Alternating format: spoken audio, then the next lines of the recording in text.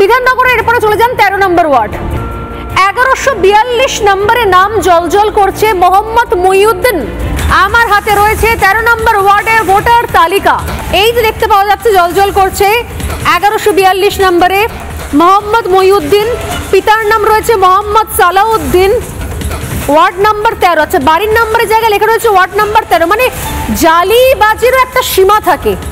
ছবি নেই, বয়স 33, পুরুষ।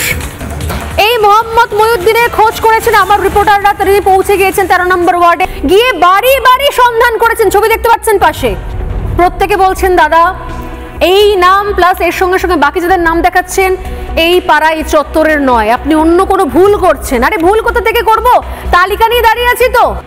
তারপর আমরা বলবো ভোটার তালিকা সংশোধন নাকি চাই না। ভোটার তালিকা সংশোধন চাইলে সঙ্গে সঙ্গে একজোট হয়ে যাচ্ছে তৃণমূলের সঙ্গে বামেরা, তৃণমূলের সঙ্গে কংগ্রেসরা।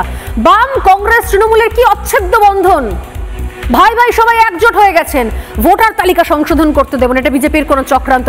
আরে ভুয়ো ভোটার, মৃত ভোটার, পরিযায়ী ভোটার, ভিন রাজ্যের ভিনদেশি ভোটার এসে বসে রয়েছে, তবু এরা তিনজন এক হয়ে হাতে হাত ধরে বসে রয়েছে, প্রাণ থাকতে ভোটার তালিকা সংশোধন করিতে দিব নাহি দিব, বোঝো ঠালা।